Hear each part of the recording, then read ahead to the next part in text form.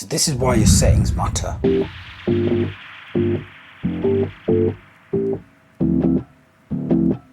So I use the A6700 as my main camera. It's a hybrid camera. It shoots both photo and video. It's been my go-to camera since January, well, November 2025, December 2025. And if you see my previous videos, I talk about how, why I did the upgrade and things like that.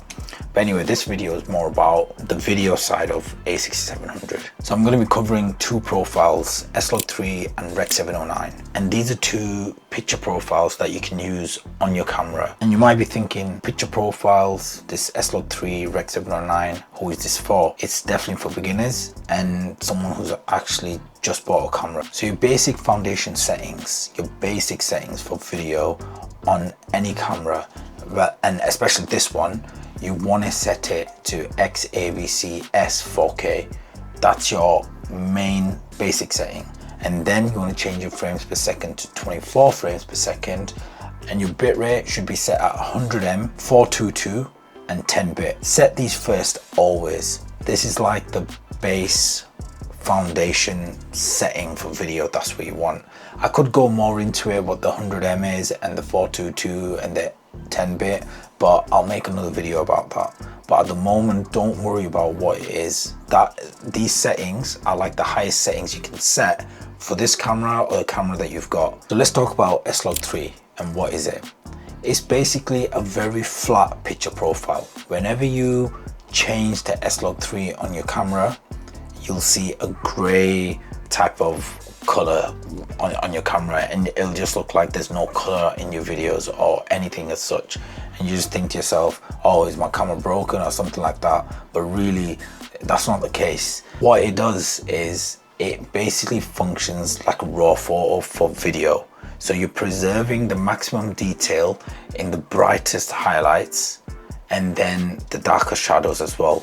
So when it comes to editing, you can completely reshape that video and color it and change certain aspects of it, all in post-production. You just got to remember that even though it looks gray or whatever, anything like that, when you bring it into your post-production in your editing software, you're able to bring the colors back after doing a few tweaks. We can talk about that later on. Usually that's called color grading. So S-Log3 maximizes dynamic range. You'll see that a lot over the internet. A lot of people talk about it and it's written everywhere as well.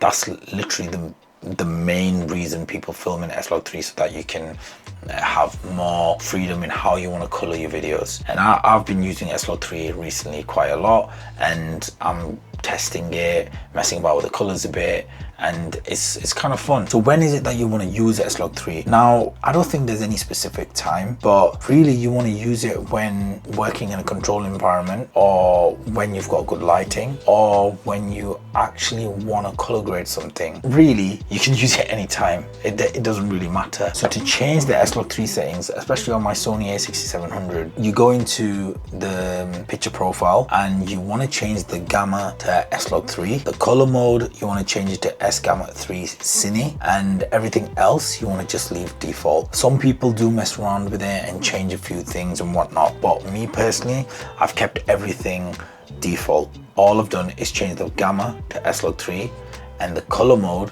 to S-Gamma3.Cine. That's it.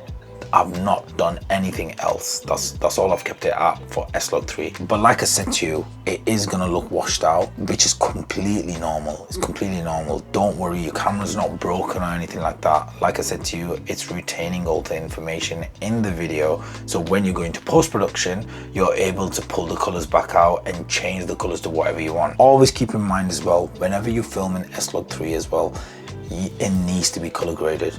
You cannot use S-Log3 video as a normal video. If you are using S-Log3 and you're using it as a setting on your camera, you need to make sure that color grading is done for them clips. You can't use them clips just like that, all washed out, unless you're going for that type of style of video and you want to use washed out clips or whatever.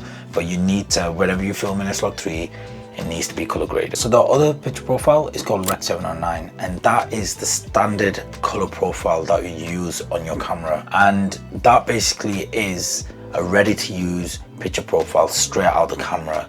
You don't need to do anything with that. It looks completely normal. It looks colorful. It looks very contrasty. It's literally footage that can be uploaded straight away, and that's it. So at the moment now, I'm actually filming in Rec709, and this is what my colors look like in Rec709. I have touched up a bit on that Rec709 and changed the colors around a bit, which is what it's like now. So that's me. That's just me having my own creative look that I want to put on the video.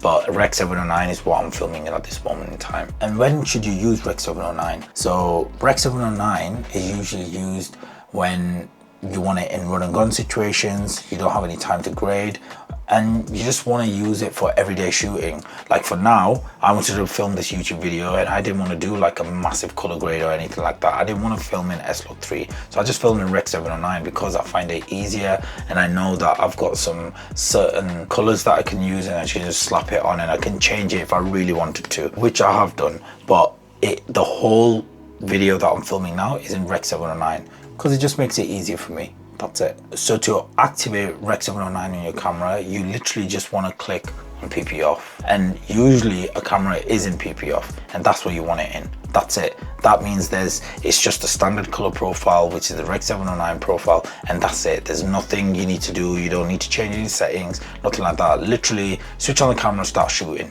That's it. That's Rec709. What you actually see is what you're gonna get. So wherever you're filming, the colors that you see, that's what you're gonna get. That's it. There's no like, oh, it's not gonna look like this, or it's not gonna be like this, or whatever. That's what you're gonna get. So for me personally, that's my starting point, and it should be a starting point for every beginner. Start with Rec709, mess about with how you can film with Rec709, get an idea how you can film just in standard first, and then start messing about with the colors for Rec709. S-Log3, you should be able to do color grading and change the colors and whatnot. But in Rec709, you can as well. You can adjust the temperature, you can adjust the saturation. There's things that you can do. So that's what I've done with mine. And then if you really want to film in S-Log3 and you want to get a very creative colored look on that video, then yeah, S-Log3 is the way to go. So which one to choose? You've got S-Log3, which is a controlled shoot, grading in post, and it gives you a bit more of a cinematic look. Whereas Rec709, on the other hand,